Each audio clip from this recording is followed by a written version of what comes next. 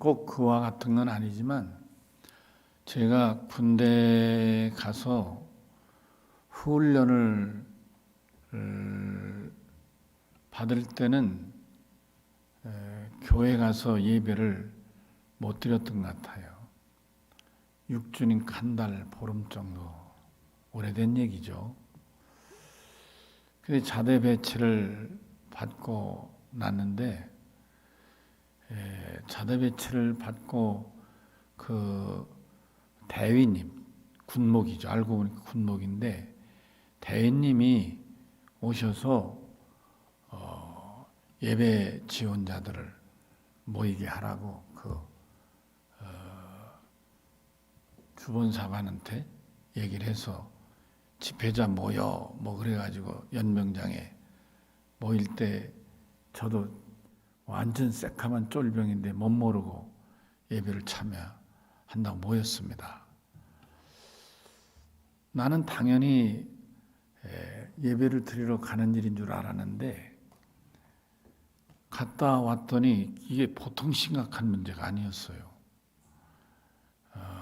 새카만 쫄병이 교육을 제대로 못 받아서 지멋대로 교회를 갔다고 나보다 3개월 빨리 온 사람들을 한 10명 가까이 되는데 그 사람들을 두드려 패더라고요.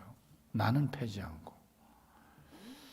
그 패는 이유는 쫄병을 오자마자 잘 가르쳐야 되는데 내 음반 생활을 전혀 모르는 사람을 내박쳐둬서 누구에게도 상의하거나 허락받지 않고 자기 스스로 교회자 집합에 가서 예배를 드리고 왔다 이거예요. 그러니까 너희들이 잘못 가르쳤다고 그렇게 패더라고요. 나보고 가지 말라는 거잖아요. 근데 다음 주에 제가 또 갔어요. 그때 그 다음부터 저를 패더라고요. 이 자식이 보고도 겁대을 없이 간다고. 많이 맞았어요. 내 평생에 그렇게 맞아본 적이 없이 참 개패듯 맞아본 적이 있어요. 정말 형용할 수 없을 만큼 맞았어요.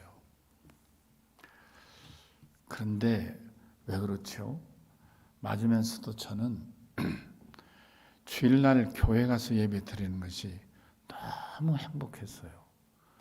그래서 그 내부반에서 그렇게 개패듯 맞고 죽도록 맞아도 그 맞았던 걱정이나 아픔이 떠오르지 않고 교회에서 예배 드리는 게 그렇게 좋았어요. 제가 군수사령부라고 부산에 있었는데 사령관이 쓰리스타였어요. 쓰리스타 그 사령관은 서울 영락교회 장로님이었어요. 사령관이 장로인데도 서병들은 그렇게 패더라고요. 내부반에서. 그런데도 좌우지간 교회에서 가서 예배를 드리면 그렇게 행복했어요. 사실 이 코로나19로 이렇게 여러분과 같이 예배를 못 드릴 때 제가 굉장히 답답했어요. 근데 여러분과 같이 예배를 드리니까 마치 제가 20대로 돌아가서 그 교회에서 예배 드렸던 그런 행복감, 그런 감사한 마음이 참으로 저를 가득 채우는 것 같습니다. 저는 이렇게 행복한데 여러분들은 어떠신지 모르겠어요. 오늘 이 자리가 하나님의 깊은 은혜의 자리가 되실 수 있기를 주의 이름으로 축원합니다. 오늘 본문의 말씀은 사도 바울이 데살로니가에 가서 복음을 전하면서 생겨진 일입니다. 근데 여기 보니까 여기 그들이 1절에 그들이 암비볼리와 아볼로니아로 다녀가 그들이 누구예요? 그들은 다른 사람 아니라 바울의 일행이죠. 이름을 거론하면 누굴까요? 바울과 실라. 한 사람 더 이름 붙이면 누굴까요? 디모데죠.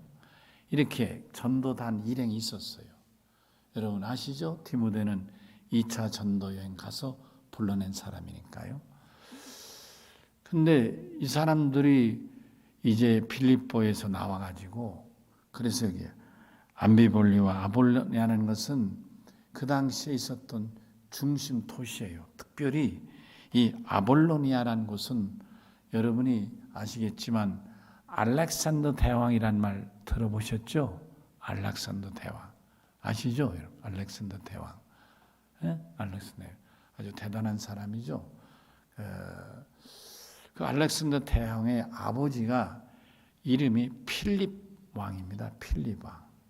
그 필립 왕이 왕으로 등극한 그 도시가 바로 아볼로니아입니다. 그러니까 이 마케도니아 제국인데 마케도니아 제국을 건국한 도시가 아볼로니아니까 이 당시에는 이 도시가 상당히 큰 도시였다. 물론 제가 거기에 갔을 때는 거의 폐허와 같았습니다.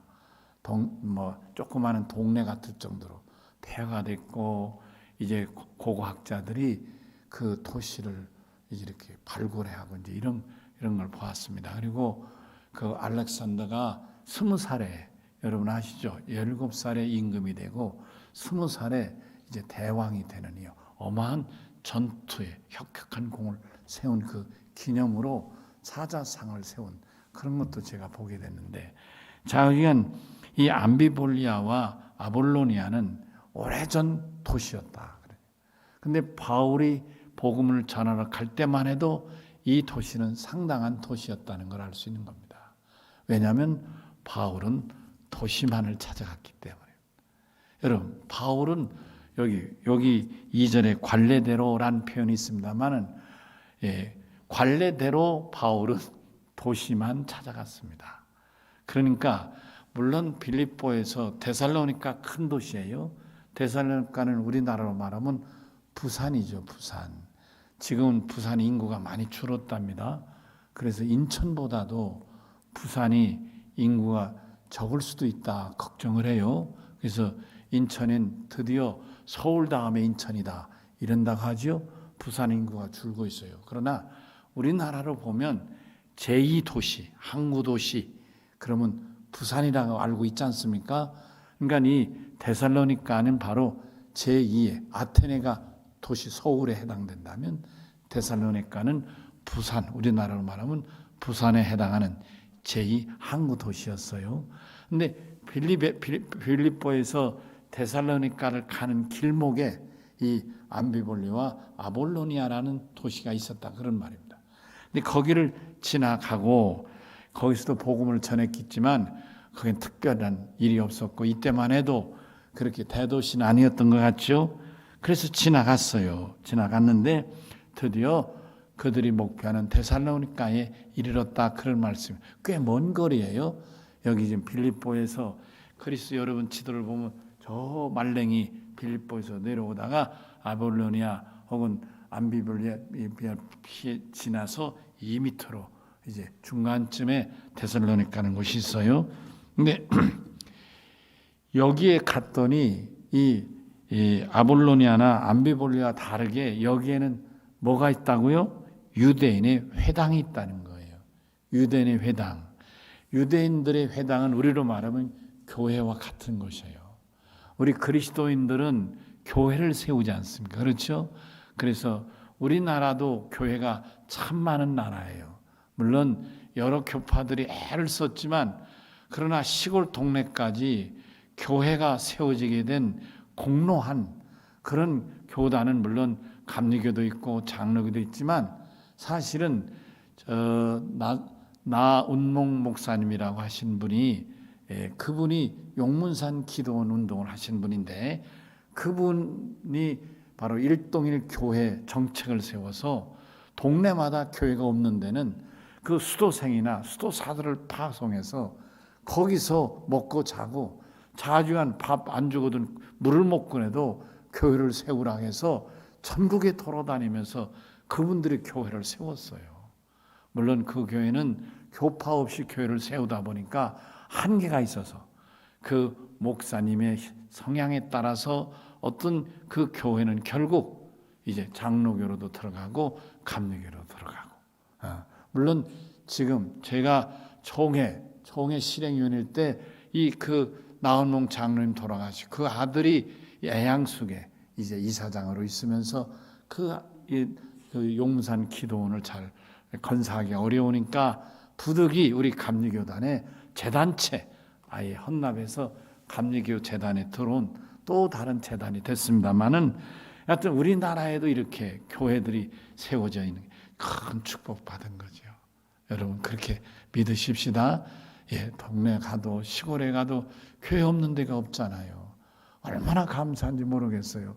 정말 목사지만 어느 때는 지나가다 보면 아니 동네에도 집이 몇이 없는데 거기에 교회가 있어요. 너무 감사하죠. 누가 저런 데 가서 목회를 할까? 물론 감리교만 있는 건 아니지만 너무너무 감사해요. 교인이 있으면 교회가 세워지는 것이죠. 아멘. 유대인인 곳에는 회당이 세워지는 거예요. 회당. 그러니까 물론 우리 교회와 성향은 좀 다르지만 비슷한 점이 많아요.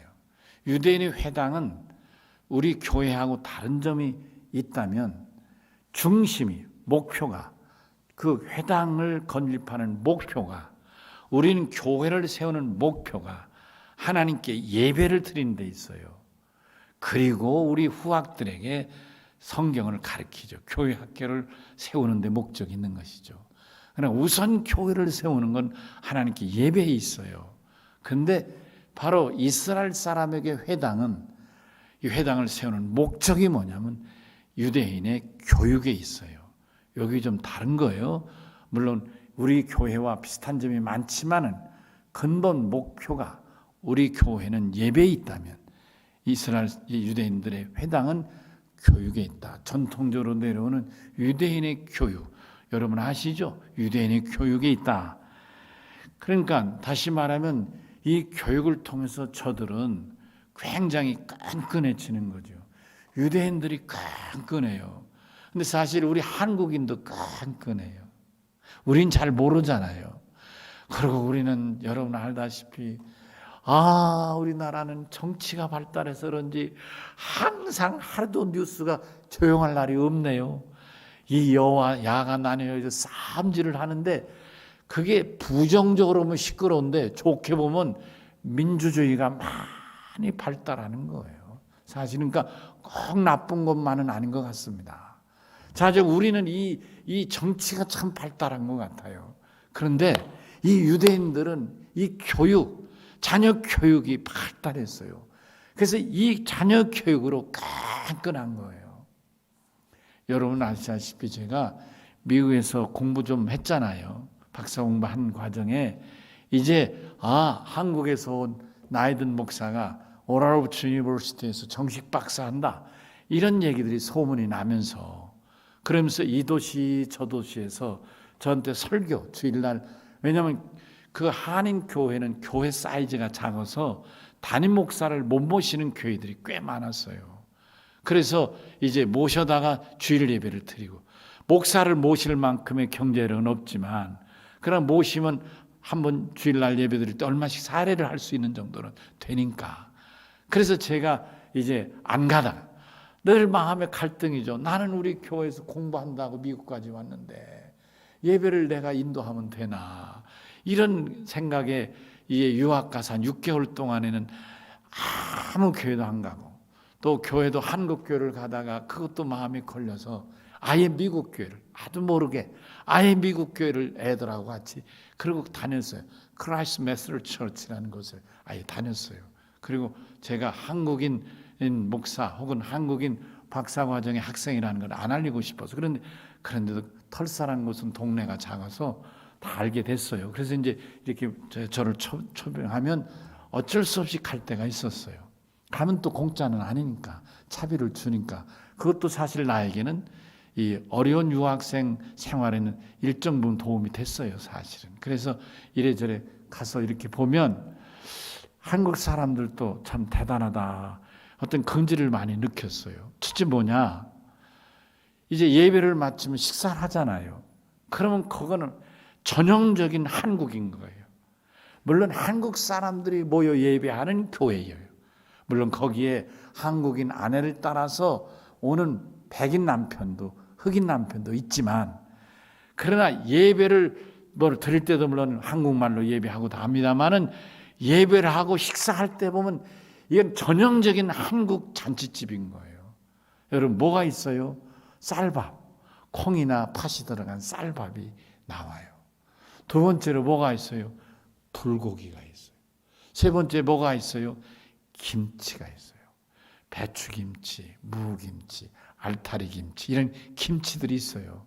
그래서 완전 그 식사하는 장면을 보면 완전 여기는 한국인 거예요. 미국이 아닌 거예요. 더 제가 놀랐고 더 이걸 좋아할 일인지 가슴 아플 일인지 모르지만 거기에 예배 드리는 분들이 되게 연세 드신 분들인 거예요. 한국에서 30, 40대 믿음 생활하다가 우리 애들만은 국제적인 애들로 키워야 되겠다 하는 뜻이 있어서 이민 가신 분들이거든요. 근데 그분들이 되게 60, 70이 되신 분들이에요. 그러니까 한국에서 떠난 지가 적어도 20, 30년은 되신 분들이죠. 애들도 컸어요 이제. 이런 상황이에요. 그런 교회를 가면 여러분 제가 어렸을 때 다녔던 교회 그대로인 거예요. 칠판이 방목으로 쓰는 칠판도 있고 또 옆에 찬송가대 아시죠? 옛날 시골에.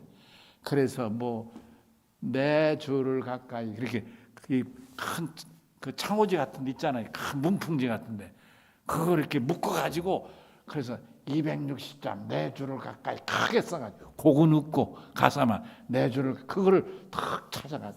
그래가지고 예배 부를 때 내 주를 가까이 그걸 부르고 그래서 거기서 또 그 복음성가는 또 내게 강 같은 평화 복음성가를 부르고 그런 걸 보면서 제가 야 한국 사람들 정말 대단하구나. 그러니까 뭐예요? 미국 속에서 한국이 계속 유지되는 거예요. 미국 속의 한국이 이어져 가요. 물론 그 아이들 가운데 1.5세대까지는 한국말을 해요. 2세대쯤 되는 아이들은 한국말을 안 해요. 그리고 교회도 한국교를 안 허락해요. 그래서 마음이 아프죠. 그래서 2세들이 주를 이루는 교회에서는 한국 목사를 초빙할 때 누구를 초빙하냐? 바일링구얼 다시 말하면 한국말과 영어를 둘 다 유창하게 할 수 있는 목사를 구하는 거예요. 그래서 영어로도 설교하고 한국어로도 설교할 수. 그런데 연세 드신 우리 아버지, 어머니 혹은 내 또래 되는 분들은 다 한국말로 예배를 드리니까 미국 속의 한국. 여러분 지금 제가 좀 장황하게 설명하지만 유대인들의 회당이 이와 같다 그런 말씀. 그러니까 회당에서 저들은 뭐예요? 성경도 가르치지만 유대인의 전통도 이어가는 거예요. 그들의 삶, 그들의 문화가, 그들의 언어가 회당에서 그대로 통용되고 있다 그런 얘기죠. 아멘. 굉장히 중요하죠. 그래서 여러분 더 놀란 것은 한국 사람도 그래요. 유대인들도 되게 보면 놀랍게도 자기들끼리 알아요. 그래서 결혼을 해도 유대인들은 거의 유대인끼리 결혼하는 거예요. 누구를 연결해서도 연결해서. 그래서 제가 그 미국에서 공부할 때 그 특별히 논문 소논문 같은 거 써내려면 제가 아무리 영어를 잘 써도 미국식 영어가 안 돼요. 그래서 제가 미국인 젊은이 제가 어학연수 과정일 때 나를 가르쳤던 선생이 유대인인데 그 사람에게 내가 논문을 제출하기 전에 읽히고 밥 한 끼 사고 이랬는데 그 부부도 결국 유대인 자손들끼리 모였더라고요. 놀랐어요. 바로 이런 모습이죠. 저들은 이런 회당을 통해서 어디를 가든 세계 어디에 가든지 몇 명이 살면 회당을 만들고 거기에서 수천 년 전 내려오는 그 전통대로 예배를 드려요. 그러니까 회당도 그런 모습으로 짓는 거예요. 이스라엘 땅에 있는 회당의 모습대로 크고 작고의 차이뿐이지 회당은 똑같이 짓는. 그들 회당은 네모 반듯하게 짓는데 딱 회당은 표가 나는 거예요. 그 형식이 어디를 가나 회당은 항상 같은 거예요. 회당 모습에서부터 그들의 예배 모습이 다 이어져 간다. 그래서 여기 적어도 암비볼리아와 아볼로니아는 없을지라도 데살로니가는 큰 도시다 보니까 여기에 유대인들이 몇 명이 사는데 그들이 회당이 있더라. 그래서 이전에 바울이 자기의 관례대로 그들에게 들어가서 새 안식일에 성경을 강론했다 말씀. 이 관례대로란 말에 이게 중요한 의미가 있어요. 네, 관례대로. 제가 아까 말씀드렸대요. 바울의 관례대로 바울은 회당을 먼저 찾은 거. 어느 도시를 가든지 회당에 있는가를 먼저 확인하는 거예요. 이게 관례대로. 관례대로. 이걸 선교하기 위해서는 프린시플, 원리라고 그래요. 바울의 선교 원리라고 하는데, 그래서 바울은 어느 도시에 가면 우선 뭘 찾느냐? 회당을 먼저 찾는 거예요. 이 얘기는 뭐예요? 회당이 있다는 말은 여기에 유대인들이 그래도 어느 정도 살고 있다, 이런 뜻인 거예요. 회당이 있으면 그는 먼저 회당에 가서 유대인들과 인사를 나누고 저들에게 하나님 말씀을 전했다, 그런 말씀. 이게 관례인 거예요. 그러니까 바울은 어느 동네에 가서 복음을 전할 때 누구를 먼저 전했느냐? 유대인에게 복음을 전한 거예요. 어디서? 회당에서. 이게 바울의 관례인 거예요. 여러분, 뒤에도 나오지만은 그 결과는 뭐예요? 소위 그걸 영어로 피드백이라고 하겠죠. 그 결과는 뭐예요? 그 유대인에게 쫓겨나는 거예요. 항상 이게 관례인 거예요. 바울은 어디 도시를 가면 유대 회당을 찾고, 있으면 유대인들에게 안식일에 가서 그들에게 복음을 전해요. 그러면 얼마 있다가 그들에게 또 반발해서 쫓겨나는 거예요. 이게 바울이 선교 관례인 거예요. 여기 관례대로 이런 뜻인 거예요. 그런데 놀랍게도 새 안식일이나 계속해서 복음을 전했단 말은 적어도 그 회당에 오는 사람들, 회당에 참여한 이들 가운데는 그래도 상당수가 바울의 이 복음 메시지를 상당히 은혜롭게 받아들였다, 이런 뜻인 거예요. 그러니까 3주죠. 3주를 연속해서 바울의 복음을 전할 수 있었던 거예요. 자, 강론했다 하는 말은 우리말로 말하면 설교했다, 이런 뜻이 되는 거예요. 다만 강론은 설교와 굳이 구별한다면 좀 더 성경 공부에 가까운, 성경의 말씀을 풀어 설명했다. 지금 제가 설교하는 이 설교가 바로 강론에 해당된다고 볼 수 있겠습니다.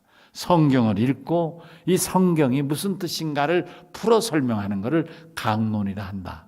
아멘이시죠? 제가 주일 저녁 설교하는 이 설교가 강론에 해당된다, 이렇게 말. 제가 주일날 설교하고 오늘 낮에 설교하고 오늘 저녁 설교하는 거하고 좀 다르지 않습니까? 그렇죠? 바로 이게 오늘 저녁 설교를 가르쳐 강론이라 할 수 있겠다, 그런 말씀. 아멘. 자, 강론하면서 성경을 뜻을 풀어 그리스도가 해를 받고 죽은 자 가운데서 다시 살아나야 할 것을 증언했다, 복음을 전했다, 설교했다, 이런 말씀이에요. 그리스도가 반드시 해를 받고 이제 죽게 되는데 반드시 죽은 자 가운데서 살아난다, 부활하신다, 그런 그리스도가 누구예요? 이게 헬라 말로 그리스도예요. 유대 말로는 뭐라고요? 메시아.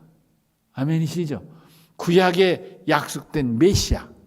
그 메시아를 헬라 말로 그리스도라 하는데, 그러니까 그리스도. 여가 이제 데살로니가 헬라 아닙니까? 헬라. 마케도니아 헬라 지역이니까 여기서 무슨 얘기예요? 바울이 지금 무슨 말로 설교한다는 거예요?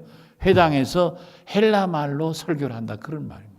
헬라 말로 설교를 하는데 설교할 때 구약의 메시아라는 단어를 바울은 그리스도라고 번역해서 설교했다, 이런 말씀이 되는 거예요. 아멘이시죠?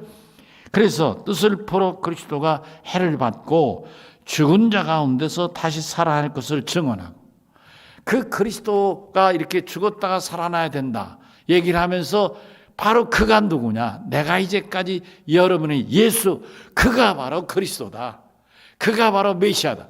여기에서 정면 딱 부딪히는 거예요. 그러니까 그리스도가 이 땅에 오셔서 많은 해를 받고 죽었다가, 억울하게 죽었다가 다시 살아날, 부활하실 분이라고 성경에 말씀이다. 여기까지는 유대인도 다 듣는 거예요. 성경을 풀어 말하니까 다 같이 듣는 거예요. 여기까지는 문제가 없는 거예요. 또 이방인은 그리스도는 죽었다가 살아나서 이렇게 들을 수도 있는 거예요. 다 문제없이 들었어요. 근데 어디서 문제가 나요? 그가 곧 예수다, 그러네. 예수는 그리스도다, 그리스도는 예수다, 메시아는 그리스도다, 이거예요. 아멘. 여러분, 그러니까 유대인들은 성경을 믿어요. 그런데 그걸 다 풀어 믿는데 문제는 예수가 구약의 이사야나 구약의 선지자들이 예언한 하나님이 약속한 우리 조상들에게 약속한 메시아로 오실 분, 유대인들은 아직 그분이 안 오셔서 기다리는 거예요. 메시아를 그들은 기다리고 있는 거예요. 지금도. 그런데 바울이 설교가 뭐예요? 자기들은 메시아가 오리라고 기다리는데 오시면 해를 받고 죽은 자 가운데 살아날 거로 기대하고 말씀을 듣는데, 여기까지는 듣겠는데 유대인들은 아직 오실 메시아를 기다리고 있는데 바울은 말하기를 그 메시아가 바로 예수. 아멘이시죠? 오래전에 예루살렘에서 대상들의 모함을 받고 십자가에서 빌라도가 죽이라고 해서 죽었던 바로 그 예수가 메시아라, 그리스도라고 가르쳤다 이거예요. 여기서 딱 부딪히게 된다. 유대인들은 예수는 죄인이니까 마땅히 죄, 소동을 일으키고 밀란을 일으키고 그래서 마땅히 죽은 죄인이라고 생각하는 거예요. 그런데 그렇게 믿고 있는 유대인들에게 그들이 믿는 회당에 와서 바울이 말하기를 그 예수가 성경에 우리 조상들에게 약속한 그 메시아, 그분이시다라고 말하니까 팍 튀게 됐다, 그런 말을 했어요. 자, 그래서 반응이 둘로 쫙 나누게 되는 거예요. 4절에 첫 번째 어떤 반응입니까? 그 중에 어떤, 우리 같이 읽을까요? 참 귀한 반응인데 시작. 그 중에 어떤 사람 곧 경건한 헬란의 큰 무리와 적지 않은 귀부인도 고난을 받고 바울과 실라를 따르나 그랬어요. 그러니까 유대인들이 아닌 예수나 그리스도에 대해서 모르는 헬라인들, 그 지역의 데살로니가 시민들이겠죠. 그 사람들, 헬라인들은 전혀 새로운 소식인 거예요. 오, 사람이 죽었다가 살아나? 여러분 잘 아시는 대로 이 그리스, 헬라는 여러분 그 당시에 세계에서 가장 교육, 특히 철학, 물리학, 수사학, 소학 이런 여러 면에서 세계 최고의 지성을, 문화, 지성을 갖고 있는 나라였어요. 그러니까 이런 새로운 나중에 이제 그 아레오바고 언덕에서 얘기할 때 얘기가 나오겠습니다만은, 이런 그들이 들어보지도 못한 이런 사람이 죽었다가 다시 살아난다 이런 얘기를 바울이 할 때 저들은 너무 신기한 거예요. 죽었다가 사람이 살아나? 무슨 얘기요? 그 당시에 저들이 알고 있는 것은 대개 두 가지, 나중에 나옵니다만은 22장 이후에 나옵니다만은 일반적으로 알고 있는 건 저들은 두 가지 사상이 흐름이 있었어요. 그래서 둘 중에 하나로 생각하는 거예요. 인생은 그래도 즐겁게 사는 것이다.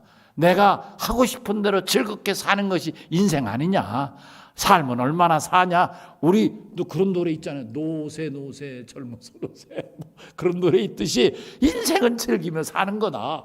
예, 이런 어떤 한 파가 있었어요. 그러나 또 한 판은 어떤 파가 있었냐면, 그거는 개돼지 짐승이나 하는 거지. 짐승이라는 게 생각 없이 지가 먹고 싶으면 먹고 눕고 싶으면 눕고 다 그러면 사는 게 짐승이지, 사람이 그럴 수 있느냐. 사람은 모름지기 짐승하고는 다르다. 하고 싶어도 해서는 안 될 일이 있고 또 하기 싫어도 할 일이 있는 것이지. 그런데 어찌 사람이 이 육신의 즐거움만 가지고 살겠느냐. 할 수만 있으면 먹고 싶은 것도 금하고 놀고 싶은 것도 금하고 자제하며 살아야지. 그래서 이 육체를 즐겁게 하기보다는 이성의 발달을 통해서 새로운 저 세계를 찾아가는 게, 이성의 추구를 향해 가는 게 진정한 짐승과 다른 인생이다. 이렇게 두 가지 흐름이 있었어요. 일반적으로 그렇게 일하는 거, 인생에 대해서. 그런데 지금 바울이 전혀 다른 얘기 하잖아요. 사람은 당연히 죽으면 끝나는 줄 알았죠. 그죠? 여기에서 죽음 이유는 없잖아요. 인생을 즐겁게 살아도 죽으면 끝이고, 이렇게 고하게 소위 형이 사학적으로 고고하게 이성적으로 살아도 죽으면 끝인데, 아니 바울이 나타나서 죽었다가 살아나는 사람이 있는데 그가 메시아 그리스도라. 근데 그 사람 이름이 예수라. 난생 처음 이런 얘기가 어딨나. 그럴 때 얼마나 놀랐겠어요. 야, 대단하다. 그래서 반응들이 뭐예요? 헬라 사람 곧 경건한 헬라의 큰 무리, 많은 사람, 야, 그렇구나, 그런 수도 있네, 이렇게 받아들였다는 거예요. 그리고 그 중에는 또 적지 않은 귀부인, 여러분 귀부인 그 당시도 신분도 있고 신분도 괜찮고 또 돈도 있는 사람들이 귀부인으로 설명됐겠죠. 이런 헬라 사람 중심의 사람들은 이 바울의 이 가르침을 굉장히 귀하게 듣고, 사람이 죽었다가 살아나는 수도 있구나, 적어도 이 정도로 받아들이니까 굉장히 새로운 사실로 받아들이고 좋게, 그래서 바울과 실라를 따랐다는 거예요. 그런데 자, 5절에 한번 또 같이 읽습니다. 시작. 그러나 유대인들은 시기하여 저자였던 불량한 사람들을 데리고 때를 지어 성을 소동하게 하여 야손의 집 치부하여 그들을 백성에게 끌어내려고 찾았으나, 아니 이 유대인들이 가만히 분위기를 보니까, 아니 어서 굴러온 돌이 이게 뭐요? 자기들하고는 다른 얘기를 하는데 그 많은 지식 있는 사람들이나 돈 있어 보이는 귀부인들이 그쪽으로 싹 바울 쪽으로 쏠리는 것 같으니까, 그럼 자기들은 뭐요? 그러면 생각해 보세요. 이거 뭐 하는 거요? 굴러온 돌이 백인들 뽑아내는 거요. 뭐요? 저거 뭐요? 그러니까 자기들이 가르친 것과 다른 이상한 소리를 하는 이놈을 그냥 둬서는 안 되겠다. 근데 자기들이 쪽수가 적으니까 여기 뭐예요? 어떻게 했어요? 어떤 불량한 사람들을 데리고, 자기들이 수가 모자라니까 무슨 얘기예요? 돈을 주고, 여기 설명은 안 돼 있지만, 아니 불량하게 생긴 사람이 맨입으로 가서 하는 거 봤어요? 아니 소위 조폭이라는 사람들이 맨입으로 우리 이런 일인데 와서 한바탕 해주셔서 오겠어요? 우리가 알지 못하지만 자기들끼리 통하는 1인당 얼마 있을 거예요. 1인당 얼마를 주면, 그리고 또 정체 운영비 얼마 주고, 그래서 한번 출동하는데 얼마, 이런 게 있어서 돈을 딱 뒤로 밀어주니까 불량한 사람들이 오지, 왜 그 사람들이 왜 오겠습니까? 수가 딸리니까 그들을 데려다가 이렇게 해가지고 성을 소동하게 일으켰더라, 그런 말인 거예요. 시간이 많이 갑니다. 안타까운 일은 옛날이나 지금이나 마찬가지인 것 같아요. 근데 분명한 사실은 이렇습니다. 유대인들은 돈을 잘 버는 사람들인 것만은 분명합니다. 아마 우리나라 사람도 머지않아 유대인처럼 세계도처에 잘 사는 사람들이 많이 나올 수 있지 않겠는가, 이런 기대를 해봅니다. 여러분, 유대인들이 미국에 사는 인구는 참 적습니다. 아주 적습니다. 그런데요, 미국의 돈을, 그 아주 적은 수의 유대인들이 얼마를 갖고 있는지 아십니까? 미국 자산의 22%를 유대인이 갖고 있다고 합니다. 그러니까 미국 총 재산이 100만 원이라면 그 소수의 유대인이 갖고 있는 돈이 22만 원인 거예요. 다시 말하면 미국의 돈이 만약 1000조를 갖고 있다면 작은 수의 유대인들이 220조를 갖고 있는 거예요. 이건 어마어마한 거예요. 그 돈으로 뭘 해요? 미국을 움직이는 거예요. 제가 미국에 있을 때 이런 말을 했어요. 힐러리가 대통령이 될 것이다. 떨어졌죠? 왜 되느냐? 유대인들이 힐러리를 민다는 거였어요. 근데 트럼프가 대통령이 됐어요. 왜 그렇게 했어요? 유대인들이 미는 돈보다 트럼프가 돈이 더 많았던 거죠. 트럼프는 대단한 부동산가잖아요. 돈이 엄청나게 많은 사람인 거예요. 제가 말씀드리고 싶은 것은 유대인들은 어디를 가나 돈을 많이 모으는 사람들이죠.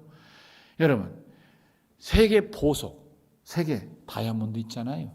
이 다이아몬드가 세계 통용되지 않습니까? 이 세계 통용되는 다이아몬드가 유대 이스라엘을 거쳐 나가는 다이아몬드가 70%라고 합니다. 세계에 통용되는 다이아몬드의 70%를 이스라엘에서 나간다고 합니다. 이스라엘에서 생산되는 건 아닙니다. 전 세계에서 생산되는 원석을 이스라엘에 사들여서 세공해가지고 엄청난 부가가치를 만들어서 파는 것이죠. 말씀을 마치려고 합니다. 여러분, 우리 한국 사람도 유대인하고 비슷한 점이 많습니다. 그래서 제가 미국에서 이렇게 예배를, 아까 말씀드린 예배를 인도하러 가서 식사하면서 이런저런 얘기하고, 참 내가 고맙죠. 나는 우리 문화를 잘 지켜서 고맙고 우리 믿음을 지켜서 고맙고 이런 얘기를 하게 됩니다.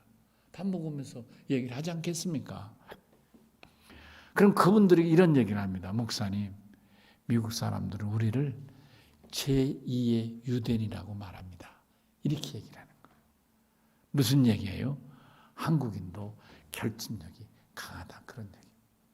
이제 한국 사람이, 제가 볼 때 한국 사람이 유감스럽죠. 영어가 딸려가지고. 그래서 미국 본류에 들어가서 아직은 돈을 모을 정도까지는 못 되는 것 같아요. 그래서 처음에 가면 그냥 뭐예요? 밤새껏 이런, 미국은 이런 큰 건물을 되게 돈을 주고 청소를 맡기거든요. 가서 그냥 하루 밤새 얼마 이러면 받고, 좀 더 능력 있으면 일거리 따서 한 달에 얼마씩 받고 이러면서 자리매김해요. 그래서 돈을 좀 모으면 되게 세탁소 하나를 차리고 이렇게 해요.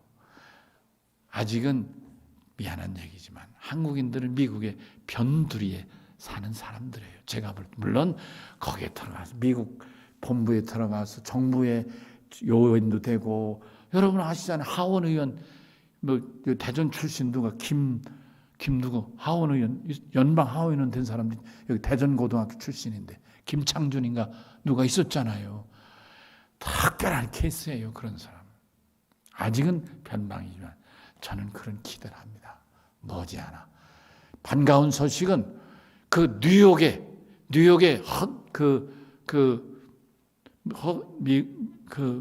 제가 그 강 잊어버렸는데 미국 그 뉴욕에 어시장이 있어요. 어시장. 그래서 그 시장통이 있는데 그 시장통이 예전에는 거의 중국 사람이 다 차지했었답니다. 그리고 한국 사람은 어쩌다 있었답니다. 그런데 지금은 거의 한국 사람들이 다 차지하고 있고, 그리고 인도 사람들이 띄엄띄엄 차지하고 있다고 그랬습니다. 그래서 머지않아 인도 놈들이 다 차지할 거다 이런 얘기는 들었지만, 이렇게 한국 사람들이 뿌리를 내려가고 있는 걸 제가 듣고 본 적이 있습니다. 사랑하는 성도 여러분, 우리가 하나님 앞에 우리 믿음은 분명합니다. 어떤 상황에서 바울의 이 말씀, 죽었다가 살아난 믿음, 죽었다 살아난 예수를 믿으면 여러분과 저도 반드시 죽었다가 살아납니다. 무슨 말씀이죠? 부활의 믿음이라, 그런 말씀. 믿으시면 아멘 합시다. 믿는 대로 되는 거예요. 여러분, 믿으면 부활하는 거예요. 아멘. 믿으시면 아멘 합시다. 부활을 믿으면 부활하는 거예요. 근데 목사님 죽어봤어요? 무슨 부활해요? 죽으면 끝나지. 그런 사람 부활 못해요. 설령 그런 생각이 있어도 목사가 믿으시면 아멘 합시다 할 때 아멘 하면 또 변화되는 거예요. 입으로 시인하여 구원에 이른다고 말씀했잖아요. 입으로 시인하는 게 이게 참 중요합니다. 여러분, 우선치는 말 같아도 한 번 입으로 시인하는 게 굉장히 중요합니다. 무슨 얘기죠? 네, 말씀을 마칠게요. 사실 저는 산을 좋아했어요. 산을. 그래서 백두산도 여기 백두산 올라가 보신 분 계시죠? 난 그렇게 우리나라 최고 높은 산인데 그렇게 쉽게 올라간 건 처음이네요. 백두산은 거의 꼭대기까지 차 타고 올라가니까. 그러니까 백두산 꼭대기에 올라가는 거는 정말 어렵지 않아요. 그건 조금만 올라가면 돼요. 나 그래서 2000m 넘는 산 그렇게 쉽게 올라간 적 없어요. 한 2번 올라간 것 같은데. 근데 제 마음속에 늘 이런 마음이 있어요. 그래도 내가 북에서는 백두산, 남해선 한라산, 그 다음에 강원도의 설악산, 그리고 지리산은 내가 생전에 올라가야지, 이런 마음을 가졌어요. 근데 세월이 지나다 보니까 이제 목회를 그렇게 하다 보니까 지방에서 백두산 갈 때도 있어서 백두산도 올라갔어요. 제주도 갈 일이 있었어요, 지방에서. 근데 백두산 한라산 갈 사람 올라가자는데 그때 제가 못 모르고 우리 사람들이고 백두산을 한라산 올라갔어요. 그때 선화를 갖고 있을 때인지 누구를 갖고 있을 때인지 모르는데 주위에서 나보고 김준사 참 대단하다, 어떻게 독종이냐고 막 수군대요. 알고 봤더니 우리 사람의 배가 나오는데 3호를 데리고 한라산을 올라간다고 수군수군 대는 거예요. 근데 결국 저 사람이 나와 같이 올라갔어요. 그 후로 한 2번도 올라간 것 같아요, 한라산을. 그리고 제가 설악산도 올라갔어요. 세월이 지났어요. 나이가 들어가요. 내가 우리 집사람하고 지리산 올라가려고 매번 거기 산청 그쪽으로 가봤어요. 용기가 안 나요. 그리고 거리가 너무 멀어요. 시간이 오래 걸려요. 그래서 한번 올라가긴 올라가야 되는데, 내가 천왕봉의 땅을 한번 밟아봐야 되는데, 그렇게 생각하고 있었는데 작년인가 그렇긴가 우리 이숙희 권사하고 새벽 예배 마치고 가는데 우연찮게 지행이가 지리산은 몇 번씩 간다는 거예요. 훅 하면 올라가고 훅 하면 이러는 거예요. 지행이가 기가 번쩍이는 거예요. 그래서 내가 지행이한테 너 한번 나 데리고 천안봉 한번 갈래? 그랬더니 그러실까요? 지행이가 없어서 내가 못 올라갔겠지만, 여러분, 내가 이 밑에서 걸어서 그 천안봉까지 올라가지고 그 밑에 어리목인가 해가지고 그 밑에까지 아주 애들 말로 죽을 뻔하다가 살아나면서 갔다 왔어요. 13시간 걸려서 진짜 저 혼자로서는 갈 수 없는 길을 다녀온 적이 있어요. 이 얘기하는 거는 천왕봉을 다녀왔다는 그런 데 의미가 있는 게 아니고, 한 번 입을 뱉으면 때가 오면 그 길을 놓치지 않는 수가 있다는 뜻입니다. 혹시 여러분이 설교를 듣는 중에 목사의 메시지가 아멘으로 받아들이면 당연히 아멘 하겠지만, 혹시 아멘으로 되지 않을지라도 아멘하는 믿음이 되시기를 바랍니다. 그런 믿음이 되는 거예요. 아멘. 나는 아냐, 그 사람 죽어도 아닌 거예요. 아멘하면 어느 때인가, 안 되면 언제 죽기 전이라도 아멘하고 죽을 거예요. 그러면 부활하고 그러면 천국 가는 거예요. 기도하겠습니다. 하나님 감사합니다. 오늘 주신 말씀이 우리 사랑하는 성도들에게 감명이 되고 은혜가 되고 도전이 되게 하여 주시옵소서. 예수님 이름으로 간절히 기도하옵나이다. 아멘. 여러분, 내일